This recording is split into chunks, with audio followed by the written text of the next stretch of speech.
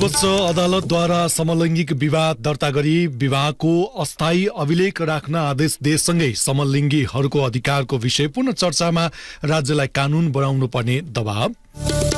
कोशी प्रदेश प्रमुख खापुङद्वारा सरकार गठनका लागि आह्वान, 5 दिनभित्र दावी पेश गर्ने समय। बागमती प्रदेश सभा सञ्चालनका लागि एमालेको 11 बुँदे शर्त। ललिता निवास क्षेत्रमा रहेका अस्थायी वा अनधिकृत संरचना काठमाडौँ महानगरद्वारा हटाउन सुरु।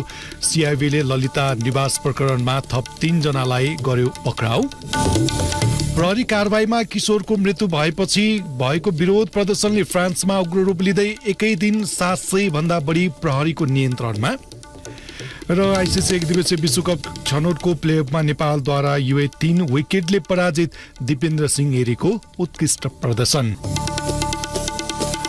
नमस्कार, कान्तिपुर डायरीका साथमा साथी मनिष र म सन्तोष। समाचार अब विस्तारमा। सुरुमा कान्तिपुर सविस्तार। कान्तिपुर सविस्तार। सर्वोच्च अदालतले समलैङ्गिक विवाह दर्ता गरी विवाहको अस्थायी अभिलेख राख्न आदेश दिएसँगै समलिङ्गीहरूको हक अधिकारको विषय पुनः चर्चामा आएको छ। विवाहको अस्थायी अभिलेख रहने गरी विवाह दर्ता गर्न पाउने व्यवस्था गर्न भन्ने अदालतको आदेशसँगै राज्यलाई समलैङ्गिक विवाह सम्बन्धी कानून बनाउन दबाव बढेको हो। पश्चिम महाराष्ट्र सहित केही एसियाली मुलुकले समेत समलैङ्गिक विवाहको कानून निर्माण गरिसकेको अवस्थामा नेपाल समेत सोही बाटोमा लाग्नुपर्ने अधिकार कर्मीहरू बताउँछन्। सन् 2001 अप्रिल 1 मा नेदरल्यान्ड्सले समलैङ्गिक विवाहको मान्यता दिएसँगै समान लिङ्ग भएकाको विवाह वैध मान्न सकिने आधार तय भएको हो। सोसँगै हाल विश्वका 3 दर्जन बढी मुलुकले समलैङ्गिक विवाहलाई कानूनी मान्यता दिएका छन्। अमेरिका, बेलायत, जर्मनी, बेल्जियम, क्यानाडा, स्पेन, दक्षिण अफ्रिका, नर्वे, स्विजरल्यान्ड, पोर्चुगल लगायतका 38 राष्ट्रमा समलैङ्गिक विवाह सम्बन्धी कानून बनेको छ, जसबाट विवाह 2 फरक लिङ्गका व्यक्तिबीच मात्र हुन्छ भन्ने मान्यता समेत परिष्कृत हुँदै गएको छ। नेदरल्यान्ड्समा 2 दशक अघि बनेको समलैङ्गिक विवाह सम्बन्धी कानूनले सहज रूपमा वैधानिकता पाएको भने होइन। महिला र पुरुष बीचमा मात्र विवाह हुन्छ भन्ने पुरातनवादी सोच भत्काउन अधिकारकर्मी, यौनिक तथा लैङ्गिक अल्पसंख्यक समुदायले राजनीतिक कर्मी तथा जनसमुदायमा समर्थन जुटाउन थुप्रै सङ्घर्ष गर्नु परेको थियो। सुरुमा राजनीतिक दलले चासो दिएका थिएनन्। उनीहरूलाई सकारात्मक बनाउनका लागि पर्याप्त छलफल, मतदान भएको थियो। नेपालको सन्दर्भमा समलैङ्गिक यौन तथा विवाहको बारेमा बनेको धारणाको बारेमा यौनिक तथा अल्पसंख्यक समुदायको क्षेत्रमा काम गर्दै आइरहेको संस्था मितिनी नेपालकी कार्यक्रम अधिकृत बिमला गुरुङ भन्छन्। कानुनविदहरूसँग पनि विभिन्न छलफल, उहाँहरूलाई एडभोकेसी लबी र अवेरनेस प्रोग्रामहरू पनि गरिरहेका छौँ। कतिजना हुनुहुन्छ समुदायको इस्युजको बारेमा हाम्रो ल मेकर्सहरू एकदमै कम्प्लिटली अननोन छ, उहाँहरूलाई केही पनि थाहा छैन यो विषयमा। त्यस्तो व्यक्तिहरूले समुदायलाई कसरी कानुन बनाइदिएला भन्ने त्यो हाम्रो प्रश्न। अहिले अलिक मात्रामा जान्न बुझ्न त खोजिराख्नु भएको छ, तर पनि उहाँहरूलाई इस्युको बारेमा के थाहा नहुँदाखेरि हाम्रो अधिकारको लागि कसले लडिदिने। समलिङ्गी विवाहले समानतालाई बढावा दिने, सबै जोडीहरूलाई विवाह गर्न र समान कानुनी अधिकार र सुरक्षाको आनन्द लिन अनुमति दिने लगायतका सकारात्मक पाटो पनि भएको भन्दै विदेशमा वैधानिकता दिएको हो। यसले सामाजिक स्वीकृतिलाई प्रोत्साहन गर्नुका साथै विविधतालाई मनाउने र व्यक्तिगत छनौटहरूको सम्मान भएकाले थप समावेशी समाजलाई बढावा दिने अधिकार कर्मीहरू बताउँछन्। समलैङ्गिक विवाहले यौनिक तथा अल्पसंख्यकहरूको पहिचान र सम्बन्धलाई मान्यता दिने हुँदा मानसिक स्वास्थ्यमा सकारात्मक प्रभाव पार्ने समेत बताइन्छ। तर नेपालमा समलिङ्गी विवाहप्रति कानून नभन्दा भइरहेको समस्याबारे अधिकार कर्मी सुनिल बाबु पन्त भन्छन्। हामीले देखेका छन् साथीहरू जोडी बनेर बस्नु भयो कस्तो, अनि एउटाको मृत्यु हुँदाखेरि अर्कोले चाहिँ तपाईँको अन्त्येष्टि गर्न पनि नपाएको, लास दिन पनि नदिएको अस्पतालले, किनभने आफन्त प्रमाणित नहुँदाखेरि अनि अरू आफन्तहरू आएर लास जलाउन लान्छन् अनि उसलाई चाहिँ जीवन साथीलाई नजिक आउन समेत नदिएको पनि छ। यसैले बिगारेको हो, यसैले के गरेको भन्ने आरोप पनि लगाएको छ, गाली गलौज गरिदिएको पनि छ अन्त्येष्टि गर्ने बेलामा। नेदरल्यान्ड्सले समलैङ्गिक विवाहलाई मान्यता दिनु अघिको इतिहास केलाउँदा सन् 1950 पछिको दशकमा समलैङ्गिक यौन व्यवहार तथा विवाहको कानुनी तथा सामाजिक मान्यताको पक्षमा आन्दोलन भएका थिए। ल्याटिन अमेरिका तथा एसियाका धेरै मुलुकमा समलैङ्गिक यौन व्यवहार विरुद्ध कानुनी प्रतिबन्ध नभएकाले पनि समलैङ्गिकतालाई धेरै अगाडिदेखि नै स्वीकार गरिएको मान्न सकिने आधार छन्। नेपालमा समेत लामो समयदेखि समलैङ्गिक पहिचानबारे बहस र आन्दोलन भइरहेका छन्। सर्वोच्च अदालतले समेत 2064 साल पुस 6 गते समलैङ्गिक विवाह गर्न पाउने फैसला गरेको छ। तर सो फैसलाको 1.5 दशक नाग्दा समेत कानून बनेको छैन। कानून नबनेको अवस्थामा सर्वोच्च अदालतले समलैङ्गिक विवाह दर्ता गरी विवाहको अस्थायी अभिलेख राख्न गत बिहीबार अन्तरिम आदेश जारी गरेसँगै यो विषय पुनः चर्चामा आएको छ। संविधानमा लैङ्गिक पहिचान सहितको नेपालको नागरिकताको प्रमाणपत्र पाउन सक्ने व्यवस्था छ। साथै मुलुकी देवानी संहितामा प्रत्येक व्यक्तिलाई विवाह गर्न पाउने अधिकार र स्वतन्त्रता दिइएको छ। कानून नबनेको अवस्थामा सर्वोच्चको आदेशको कार्यान्वयनको अवस्था के हुन्छ त? अधिवक्ता मीरा ढुङ्गाना भन्छन्, रेकर्ड गर्नको लागि छुट्टै रेकर्ड गर्नु भनेर त भने, तर कानून अहिले आइसकेको अवस्था नहुँदाखेरि त्यो रेकर्ड चाहिँ नि आधिकारिक हुने अवस्था चाहिँ नि देखिँदैन होइन। अब त्यसको लागि कानून पनि चाहियो। कानून चाहिँ समलैङ्गी विवाहलाई कानूनले मान्यता दिएको छैन। त्यसको लागि पनि कानून पनि बनाउनको लागि मुद्दा पनि परिरहेछ। अब छिट्टै बनाऊ, त्यो निर्देशन पनि जारी होला अनि कानून पनि ल्याइसकेपछि।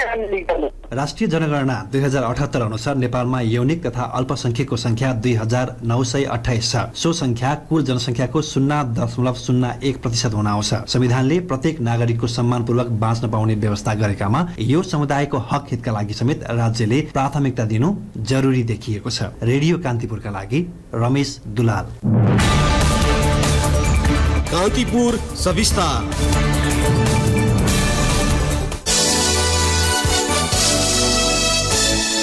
मन्त्रालय भागबण्डामा असन्तुष्टि जनाउँदै सरकारबाट बाहिरिएको जनमत पार्टीलाई पुनः सत्तामा ल्याउने प्रयास सुरु भएको छ। प्रधानमन्त्री पुष्पकमल दाहाल र जनमत पार्टीका अध्यक्ष सीके रावत बीच आज बिहान बालुवाटारमा त्यसबारे छलफल भएको छ। प्रधानमन्त्रीका प्रमुख राजनीतिक सल्लाहकार हरिबोल गजुरेलका अनुसार जनमत पार्टीलाई सरकारमा ल्याउन प्रधानमन्त्री पनि तयार हुनुहुन्छ, तर मन्त्री परिषदमा ठाउँ खाली गराउने उपाय अझै सुझेको छैन। संविधान अनुसार बढीमा 25 सदस्यीय मन्त्रीमण्डल हुनुपर्नेमा दाहाल नेतृत्वको मन्त्री परिषद अहिले नै 25 सदस्यीय छ। त्यसरी पनि सरकारमा जनमतलाई कसरी सामेल गराउने भन्ने बारे प्रधानमन्त्रीले गठबन्धनमा छलफल गर्नुहुने गजुरेलले बताउनुभयो। यसबारे गठबन्धनमा छलफल गर्ने योजनामा प्रधानमन्त्री दाहाल रहनुभएको गजुरेलले बताउनु भएको छ। जनमत पार्टी गत चैत्र 17 गते सरकारबाट बाहिरिएको थियो। मन्त्री परिषदमा सहभागी गराए नै कृषि र उद्योग मन्त्रालय माग्दै आएको जनमत पार्टी मन्त्री परिषद पुनर्गठनमा माग सम्बोधन नभएपछि सरकारबाट बाहिरिएको थियो। सरकारबाट बाहिरे पनि जनमतले सरकारलाई दिएको समर्थन भने कायम राखेको छ।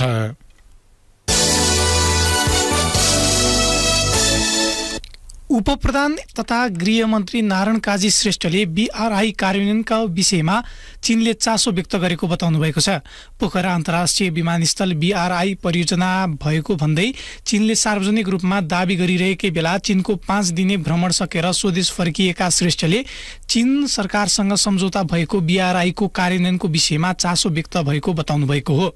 उहाँले नेपाल सरकारले बीआरआईमा 2070 मा नै सम्झौता गरेकाले कार्यान्वयनको मोडालिटी बनाएर कार्यान्वयन प्रक्रिया टुङ्गो लगाउने जानकारी गराएको बताउनुभयो।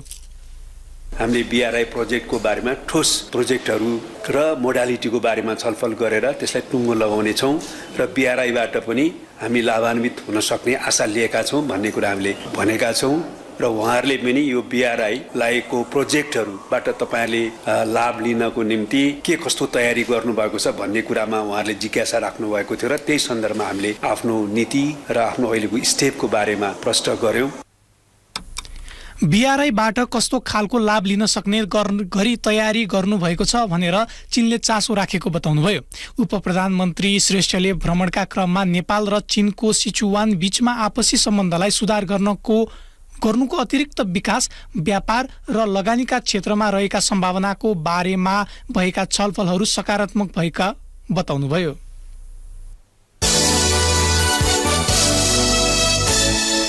राष्ट्रिय स्वतन्त्र पार्टीकी सांसद सुमना श्रेष्ठले आर्थिक विधेयक 2080 गरीब जनताको पक्षमा नरहेको आरोप लगाउनु भएको छ। प्रतिनिधि सभाको आजको बैठकमा विधेयकमाथिको छलफलमा उहाँले गरीब नागरिकका लागि केही नसोचेर सरकारले विधेयक ल्याएको गुनासो गर्नुभयो। कर लगाउनु पर्नेमा नलगाउने तर जहाँ कर छुट दिनुपर्ने थियो त्यस्तोमा कर लगाएर सरकारले निमुखा जनताप्रति अन्याय गरेको सांसद श्रेष्ठको कथन थियो।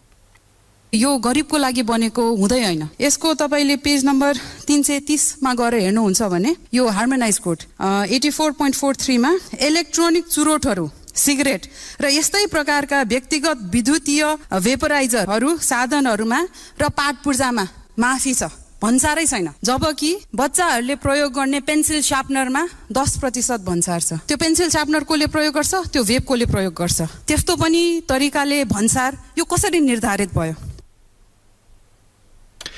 त्यस्तै स्वदेशमै केही गर्छु भन्नेका लागि पनि आर्थिक विधेयकले कुनै मौका नदिएको, उल्टै सामान आयात गरेर विनिमय गर्नेलाई थप प्रोत्साहन दिने काम भएको सांसद श्रेष्ठले बताउनु भयो। उहाँले यस्तो विधेयकलाई स्वीकार्न नसकिने पनि उल्लेख गर्नुभयो।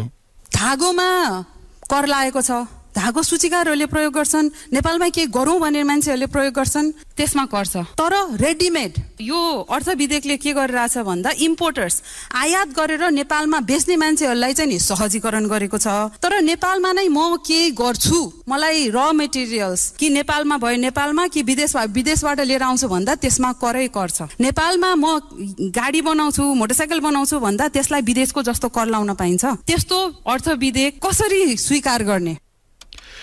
यसैबीच प्रतिनिधि सभाबाट आर्थिक विधेयक 2080 पारित भएको छ। आजको बैठकमा अर्थमन्त्री डाक्टर प्रकाश शरण महतले विधेयक पारित गरियोस् भनी राखेको प्रस्ताव बहुमतले पारित भएको हो। त्यस्तै आजै बसेको दोस्रो बैठकले राष्ट्र ऋण उठाउने विधेयक 2080 पनि बहुमतले पारित गरेको छ। कान्तिपुर डायरीमा अब ब्रेकको पालो। ब्रेकपछि कान्तिपुर डायरीमा अब बाँकी प्रसङ्ग। कोशी प्रदेश प्रमुख परशुराम खापुङले नयाँ सरकार गठनका लागि आह्वान गर्नुभएको छ। संविधानको धारा 168 को उपधारा 2 बमोजिम सरकार गठनका लागि दाबी पेश गर्न दलहरूलाई 5 दिनको समय दिनुभएको हो। प्रदेश प्रमुखको कार्यकालका निमित्त सचिव नरेन्द्र श्रेष्ठले आज साँझ एक विज्ञप्ति जारी गर्दै सरकारका लागि दाबी पेश गर्न आह्वान गर्नुभएको छ। यता सरकार गठनका लागि बहुमत संख्या नपुग्ने भएपछि दलहरू भने आन्तरिक छलफलमा जुटेका छन्। सरकार बनाउन 47 प्रदेश सांसदको समर्थन आवश्यक पर्छ। 93 सदस्यीय प्रदेश सभामा गठबन्धन दल कांग्रेसका 29, माओवादी केन्द्रका सभामुख सहित 13, नेकपा एकीकृत समाजवादीका 4 र जनता समाजवादी पार्टीको 1 गरी 47 सांसद छन्। त्यस्तै एमालेका उपसभामुख सहित 40 र राप्रपाका 6 जना प्रदेश सांसद छन्। तर जनता समाजवादी पार्टीले पहिचान पक्षधरको आन्दोलनको सम्बोधन नहुन्जेल कुनै पनि दललाई सरकार गठनका लागि समर्थन नगर्ने अडान लिएको छ। केन्द्रीय सत्ता समीकरणले राप्रपालाई साथमा लिएर अघि बढ्ने मनस्थिति बनाएको भए पनि राप्रपाले मुख्यमन्त्रीको दाबी गरेपछि सकसमा परेको छ। प्रमुख प्रतिपक्षी दल नेकपा एमालेको विरोधका बीच लुम्बिनी प्रदेश सभा सरकारले आर्थिक वर्ष 2080-81 को बजेटमाथि छलफल अघि बढाएको छ। प्रतिपक्षीको विरोधका कारण 2 हप्तापछि सुरु भएको बैठकमा अर्थमन्त्री धनबहादुर मास्कीले आर्थिक वर्ष 2080-81 को राजस्व र व्ययको वार्षिक अनुमानमाथि सैद्धान्तिक छलफलको प्रस्ताव पेश गर्नुभएको हो। प्रदेश सभामा मन्त्री मास्कीले बजेटमाथिको असन्तुष्टिलाई सदनमा छलफल गर्न सकिने भन्दै सैद्धान्तिक छलफलको प्रस्ताव पेश गर्नुभएको थियो। माननीय सभामुख महोदय, लुम्बिनी प्रदेश सभा नियमावली 2079 को नियम 132 को उपनियम 3 बमोजिम आर्थिक वर्ष 2080-2081 को राजस्व र व्ययको वार्षिक अनुमानमाथि सैद्धान्तिक छलफल प्रारम्भ गरियोस् भन्ने प्रस्ताव यस सभा समक्ष पेश गर्दछु। अर्थमन्त्री मास्कीले सबै दलको सम्मान गर्दै सदन सुचारू गर्न पहल गर्नुपर्ने बताउनु भएको थियो। तर प्रतिपक्ष एमालेका सांसदहरूले रोस्टम घेराउ गर्न थालेपछि बैठक भोलि 1 बजेसम्मका लागि स्थगित भएको छ। यसअघि असार 10 गते बस्ने भनेको बैठक 13 गते आइतबारको लागि आह्वान गरेको थियो। असार 1 गते अर्थमन्त्री मास्कीले 40 अर्ब 47 करोड 89 लाख बराबरको बजेट प्रदेश सभामा पेश गर्नुभएको थियो। बागमती प्रदेश सरकारले सार्वजनिक गरेको बजेटमाथि असन्तुष्टि जनाउँदै आएको नेकपा एमाले बजेट संशोधन सहित 11 बुँदे माग अगाडि सारेको छ। एमाले संसदीय दलका नेता जगन्नाथ थपलियाले आज पत्रकार सम्मेलन गरेर मुख्यमन्त्री शालिग्राम चम्कटेल लगायत मन्त्रीहरूले आफ्नो निर्वाचन क्षेत्र केन्द्रित बजेट सार्वजनिक गरेको भन्दै तत्काल नसच्याए सदन चल्न नदिने अडान दोहोर्याउनुभयो। प्रतिपक्षको अवरोधका कारण प्रदेशसभाको आजको बैठक पनि अवरुद्ध भएको छ। ललिता निवास जग्गा प्रकरणमा जोडिएका थप 3 जनालाई प्रहरीले पक्राउ गरेको छ। प्रहरीको केन्द्रीय अनुसन्धान ब्युरोले आज नक्कली मोही बनेका बाबुराजा महर्जन, घमन कुमार कार्की र शिवजी भट्टराईलाई पक्राउ गरेको हो। भट्टराई 2060 सालमा काठमाडौँ महानगरपालिका 4 का तत्कालीन वडा सचिव थिए भने उनी अहिले काठमाडौँ महानगरका अधिकृत छन्। कार्की 2067 सालमा नापी कार्यालयका कर्मचारी थिए। प्रहरीले गत मंगलबार पूर्व निर्वाचन आयुक्त सुधीर कुमार शाह, भाटभटेनी सुपरमार्केटका सञ्चालक मीन बहादुर गुरुङ, मालपोतका तत्कालीन कर्मचारी धर्मप्रसाद गौतम र गोपाल कार्कीलाई पक्राउ गरेको थियो। उनीहरूलाई अहिले अनुसन्धानका लागि हिरासतमा राखिएको छ। काठमाडौँ महानगरपालिकाले ललिता निवास क्षेत्रमा रहेका अस्थायी वा अनधिकृत रूपमा निर्माण भएका संरचना हटाउन सुरु गरेको छ। ललिता निवास जग्गा प्रकरणमा सीआईबीले पुनः छानबिन सुरु गरेपछि महानगरको टोलीले ललिता निवास परिसरमा पुगेर संरचना हटाउन सूचना टाँस्दै गर्दै तारबारले घेरा गर्ने तयारी गरेको हो। महानगरका प्रहरी प्रमुख राजुनाथ पाण्डेका अनुसार महानगरको स्वीकृति बिना निर्माण भएका वा निर्माणाधीन संरचना हटाउन सूचना टाँसिएको हो। साथै सो क्षेत्रलाई तार घेराबारमा कारका लागि पनि महानगरको प्राविधिक टोलीले तयारी गरिरहेको छ। क्रसर तथा खानी उद्योगको नवीकरण नभएको विरोधमा व्यवसायीहरूले देशभर ढुङ्गा गिट्टीको उत्पादन तथा बिक्री वितरणमा रोक लगाएका छन्। नेपाल क्रसर तथा खानी उद्योग व्यवसायी महासंघले तत्काल नवीकरण नभए देशभर ढुवानी रोक्ने चेतावनी दिएको थियो। यसअघि सरकारलाई ध्यानकर्षण गराए पनि उद्योगको दर्ता तथा नवीकरण नहुँदा सेवा बन्द गर्नु परेको महासंघका महासचिव पुरुषोत्तम रेग्मीले बताउनु भएको छ। मापदण्ड विपरीत उद्योगहरूको नवीकरण रोक्ने सरकारको यसअघिको निर्णय विरुद्ध व्यवसायीले असार 15 गतेसम्म दर्ता तथा नवीकरण गर्न दिन ध्यानकर्षण गराएका थिए। यसैबीच उद्योग नवीकरण नगरिदिएको विरोधमा पूर्वी र पश्चिम नवलपरासीका क्रसर उद्योग व्यवसायीले पनि गिट्टी र बालुवाको बिक्री वितरण रोक लगाएका छन्। कान्तिपुर डायरीमा पुनः ब्रेकको पालो। ब्रेकपछि कान्तिपुर डायरीमा अब आर्थिक प्रसङ्ग। नेपाल आयल निगमले भारतीय आयल कोअपरेसन आईओसीको सबै ऋण चुक्ता गरेको छ। करिब 1 वर्षदेखि बाँकी रहेको 24 अर्ब रुपियाँ बक्यौता चुक्ता गरेको निगमका प्रवक्ता मनोज ठाकुरले बताउनुभयो। उहाँका अनुसार चालु आर्थिक वर्षमा 17 अर्ब रुपियाँ कम्पनीको मुनाफा रकम र करिब 7 अर्ब सरकारबाट ऋण लिएर भारतलाई बक्यौता चुक्ता गरिएको हो। विभिन्न कारणले बक्यौता भुक्तानी गर्न नसकेको अवस्थामा 24 अर्ब पुगेको थियो। निगमका अनुसार सरकारलाई अझै 6 अर्ब 30 करोड रुपियाँ ऋण तिर्नुपर्नेछ। गत पुसमा 70 करोड दिइसकेको निगमले जनाएको छ। यसैबीच भारतीय आयल कोअपरेसन आईओसीले नेपाल आयल निगमलाई पेट्रोलियम पदार्थको नयाँ मूल्य पठाएको छ। आज प्राप्त नयाँ मूल्य सूची अनुसार पेट्रोलियम प्रति लिटर 14 पैसा घटेर आएको छ। डिजल 2 रुपियाँ 16 पैसा बढेर आएको हो। त्यस्तै खाना पकाउने एलपी ग्यासको मूल्य प्रति सिलिन्डर 161 रुपियाँ घटेर आएको छ। धितोपत्र बजार आज दोहोरो अङ्कले घटेको छ। शेयर कारोबार मापन नेप्सी 53.70 अङ्कले घटेर 2097.29 बिन्दुमा कायम भएको छ। नेप्सीमा आज 286 वटा कम्पनीले 1,13,23,183 किता शेयर खरिद बिक्री हुँदा 5 अर्ब 8 करोड 19,76,000 रुपियाँ बराबर कारोबार भएको छ। कारोबारमा आएका 13 वटै उपसमूहको परिसूचक घटेको नेपाल स्टक एक्सचेन्जले जनाएको छ। सबैभन्दा बढी माइक्रो फाइनान्सको परिसूचक घटेको छ।